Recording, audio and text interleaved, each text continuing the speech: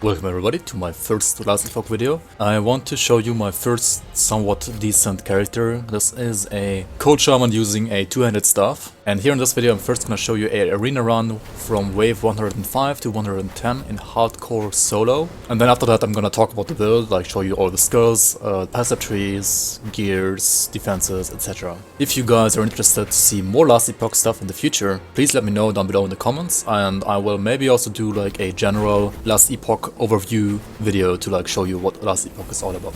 Also I want to apologize for the lag here at the start of this arena run. I did start to record with a quality that my computer could not handle, and then I switched back to a lower quality, and that should be fine for now.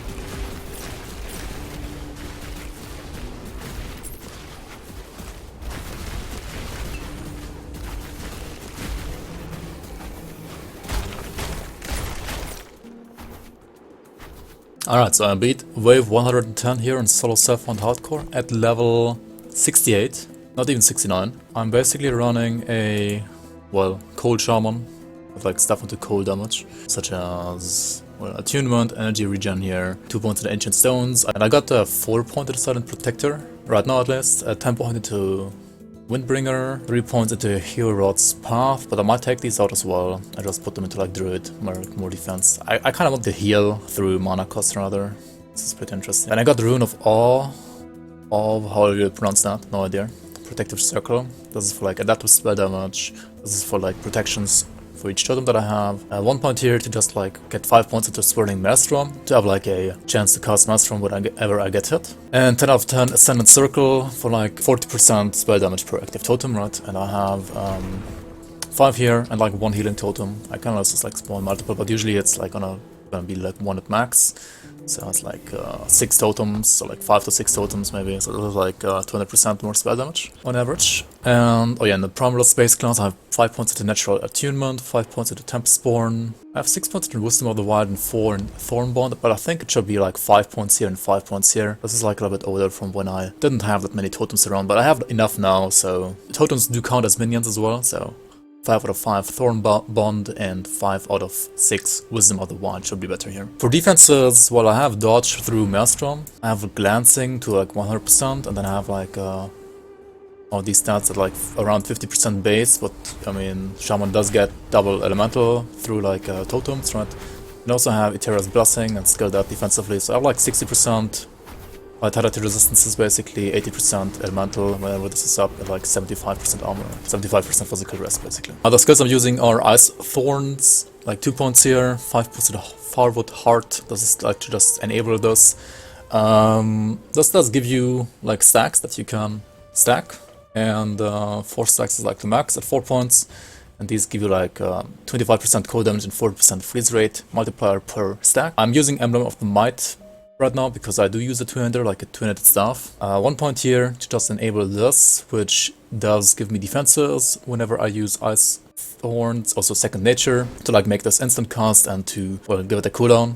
This is really, really important. Like before this, it's like a spammable ability, but it needs like cast, like it has like a casting animation, and this makes an instant cast. 5 out of 6 Floric Tides. It's not advised to take 4 points here unless you have like high points here, so you wanna like put some points here to try to have like almost 100% uptime on like your maximum stacks, right? To have like maximum uptime on like 4 stacks, you need less to like 5 at least. You could also put 6 points here and take out the 1 point here because it does only cost 2 mana anyway.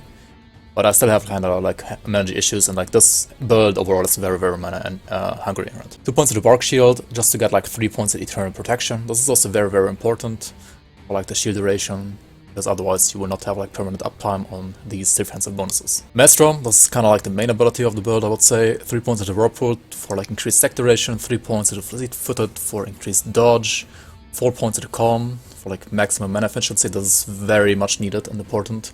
2 points at Arctic Blast just to like enable Sudden Gale. This makes this instant cast as well and gives it a cooldown. But that's fine. I mean, you're still gonna have like between 6 and 7 stacks. I get even more through this ability here, right? And you can see that I have a totem, I mean a charm, whatever it's called, idle. This one has like a 18% chance to cast Master every 5 seconds. So the random ones that you see that are being casted here, those are from the idle. And then you take 4 points of Turbulence and 1 point into Windswept, because the build is kind of slow without that, and I did use the Primal Leap, or whatever it's called, Savage Leap, Fury Leap actually, before I had Haste. So I used that leap for a long time, and I didn't use like lots of totems for a long time. Like while leveling, I basically used Fury Leap instead of Thorn Totem here. And yeah, once you have this, you are fast enough to not need any like movement skill anymore. And also 2 points into Turmoil, because yeah, sure, more area is pretty nice. If you don't like dodge that much, you can like put this down to 2 points and put this to 3 points. But I think dodge is really important, especially later on for like higher arena stuff. Eterra's Blessing, this is a heal ability, right?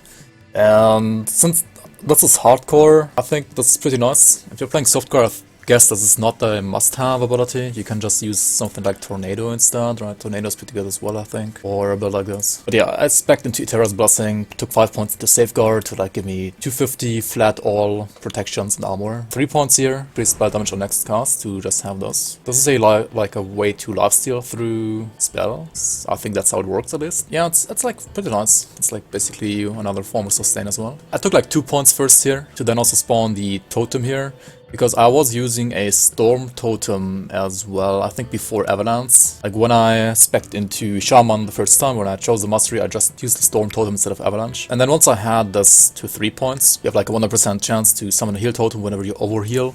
And I mean, you kind of want to heal whenever you are about to fight some enemies that especially have like vitality damage, like Void, Necrotic, and Poison, right? Because this is like your only way to increase these stats, and you're always gonna overheal because of that. So like 100% chance to spawn a totem for overheal is pretty nice. Yeah, this made me not need either Thorn Totem or Storm Totem anymore, like between level, I don't know, 30 to 50, something like that, or because I just used this totem to basically get the Shaman bonus to get like double elemental defenses whenever you have a totem. Then I put 3 points here and put 1 point into Purge, because I think cleansing yourself is pretty good. I don't really know if it's that important now in the game, but I mean, cleansing like debuffs on you is always a good thing in RPGs, and I think it's also pretty good in this game. Then also put 4 points here to use Efflorescence and Regrowth. This thing does half your healing, but it also gives you like heal over time for like next 4 seconds. And Efflorescence is gonna heal me again after the 4 seconds, right? So like 4 seconds, 1, 2, 3, 4.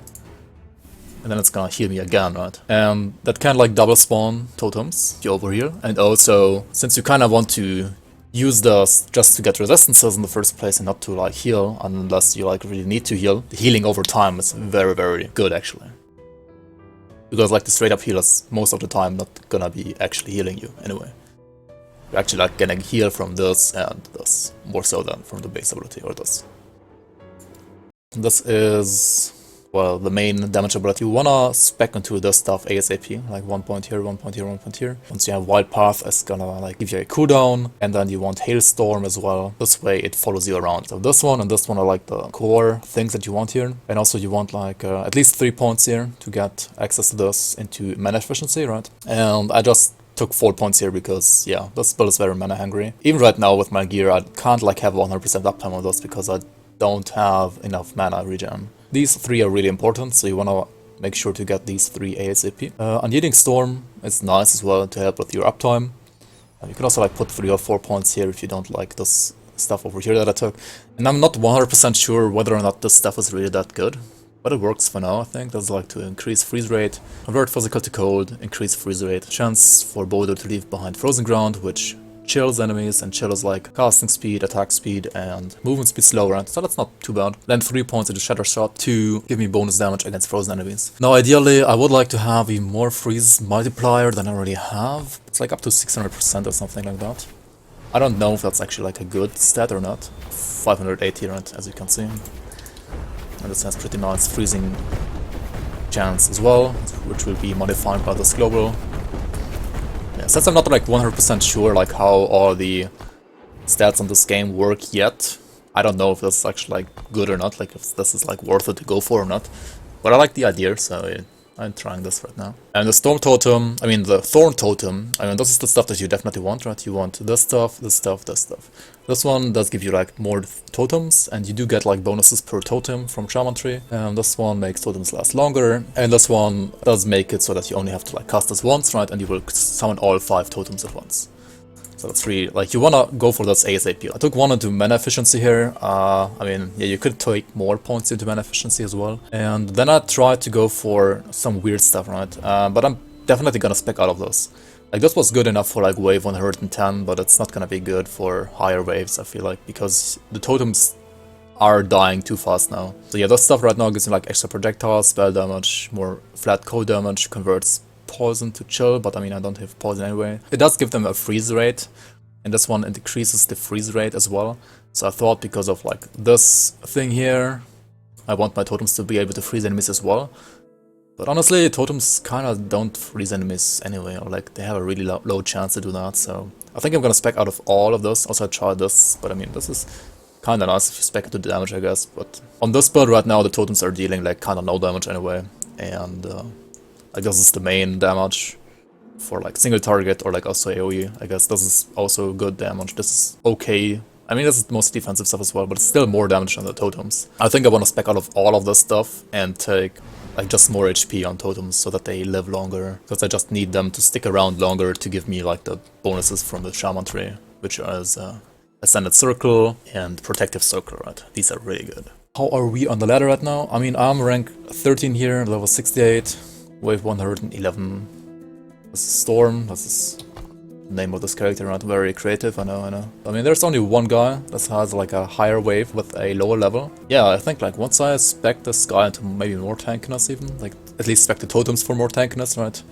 Get maybe a better staff, stuff like that. We can push this higher, maybe not this high though, this is crazy high. Also at the same time you can see that this is the highest Shaman for hardcore solo right now. Or the other Shamans are somewhere down here. So yeah, I think that's pretty good so far. That is a pretty decent achievement. I mean, 111 is like nothing for softcore, as you can see. Like people go for 800, like holy shit.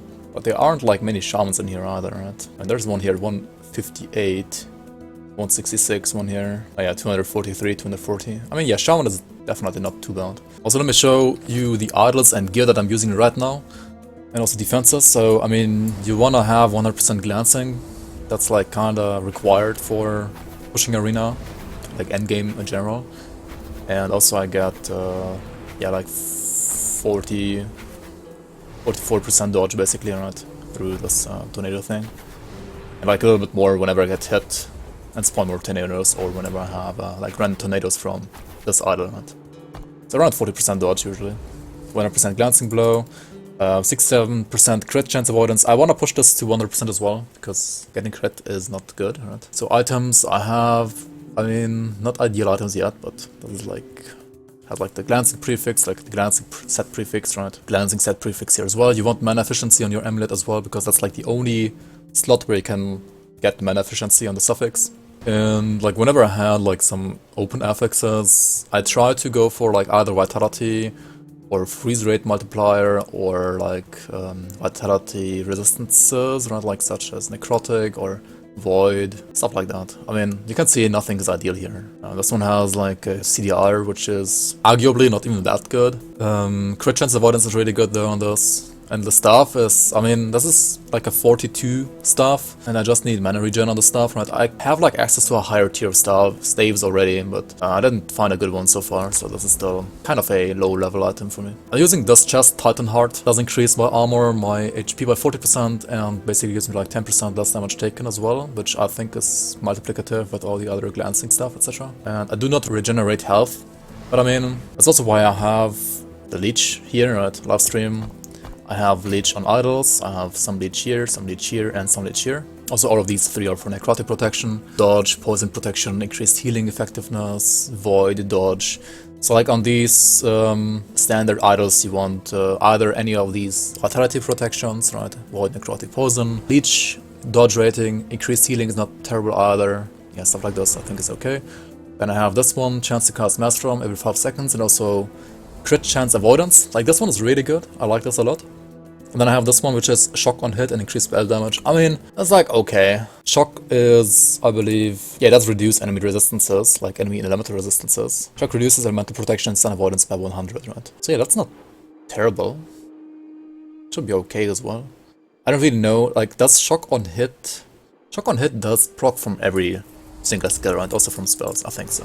I mean, if I'm wrong, please correct me here. But yeah, this is my very first character in Last Epoch that I pushed into the arena at all. Like, the furthest I have been before this character was like a level 44 Lich. So, yeah, this is quite the upgrade compared to that. And wave 110, yeah, not too terrible, I think. I have this idea, maybe to use this as well. Maybe like a one-handed scepter and this. That might be interesting to like boost that dodge rating even further, right? Because Fleet-footed does give me flat dodge. And this would be percent dodge, like multiplying that flat dodge. Maybe that's good. I don't know, it's just an idea I had. But yeah, thank you so much for watching everybody, and let me know in the comments below what you think of this build and what you think of my take on this Cold Shaman. Last Epoch is a pretty decent game. I will probably do like another video at some point about Last Epoch in general. Until then, enjoy this Shaman, and yeah, please fix this bug. I don't know, this is like a graphics bug, right? Please fix it. Devs, please.